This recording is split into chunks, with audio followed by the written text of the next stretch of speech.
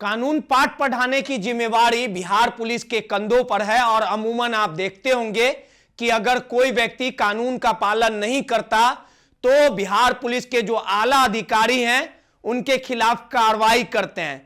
लेकिन जिनके कंधों पर कानून को आगे बढ़ाने की जिम्मेवारी, कानून को पालन करने की जिम्मेवारी जिनके कंधों पर रहती है, उनके ही बेटे खुलेआम कानून की धज्जियां उड़ाते हैं।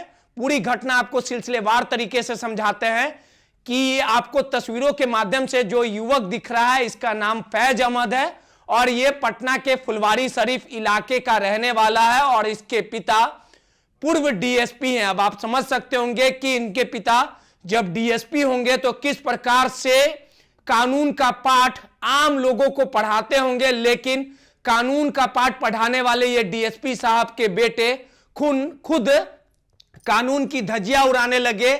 जिस बेटे को कानून की सीख देनी चाहिए थी, जिस बेटे को कुशल नागरिक बनाना चाहिए था, उन्हीं डीएसपी साहब का बेटा बाइक चोर यानी स्कूटी चोर बन गया। पूरी घटना आपको विस्तार से बताते हैं।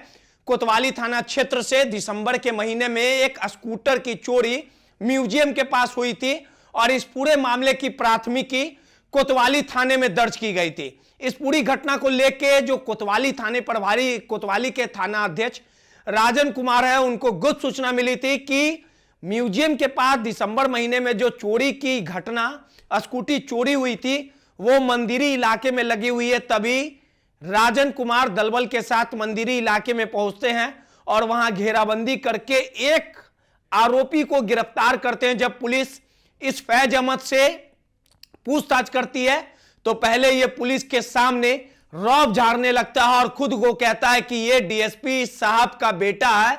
इस पूरे मामले को लेकर जब नंबर की जांच, चेचिस की जांच पुलिस करती है तो पुलिस को भी सच्चाई सामने आ जाती है और पुलिस इसे हिरासत में लेके कोतवाली थाने में लाती है। और उसके बाद जब सघन पूछताछ की जाती है तो पता चलता है कि फैज अहमद पेशेवर सातिर चोर है और बाइक और स्कूटी की चोरी की घटनाओं को अंजाम देता था। इस पूरे मामले को लेके पुलिस ने आरोपी को जेल भेज दिया गया है। आपको बता दें कि फैज अहमद का एक बड़ा गिरोह चलता है जो चोरी की गाड़ियों को चोरी करता है, अंजाम देता है और उसके बाद अन्य ठिकानों पे यानी अन्य गुर्गों के सहयोग से दूसरे जगह बेच दिया करता है।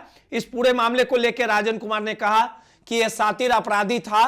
पुलिस ने चोरी की स्कूटी को बरामद कर लिया गया है। इसके अन्य गुर्गों को पकड़ने के लिए लगातार पुलिस जो है वो कोशिश कर रही है। इसके अन्य मेंबरों की गिरफ्तारी जल्दी हो सकती थी। और इस पूरे मामले के बाद पुलिस ने यह भी बताया कि विगत कुछ महीनों पूर्व कोतवाली इलाके से ही फैज अहमद की गिरफ्तारी हुई थी और इसे जेल भेजा गया था। पुलिस इसके अन्य जो आपराधिक इतिहास है उसे भी खंगालने में कहीं ना कहीं लग रही है। और आपको बता दें कि यह सातिर इतना सातिर है, पहले तो ये अपने पिता का नाम बेच रहा था, खुद को ये कह रहा था कि ये डीएसपी, इसके पिता जो हैं वो डीएसपी हैं, खुद को पत्रकार भी बता रहा था। लेकिन अब ये सलाखों के पीछे है और इस पूरे घटनाक्रम में कहीं ना कहीं कोतवाली थाने ने बेहतरीन काम किया।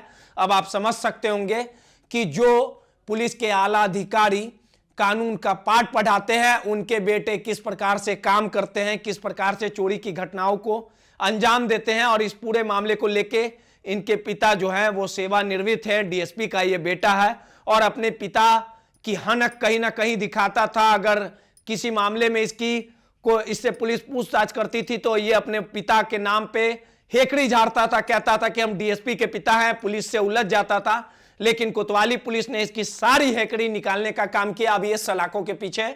पटना से दर्श न्यूज के लिए रोहित कुमार की रिपोर्ट।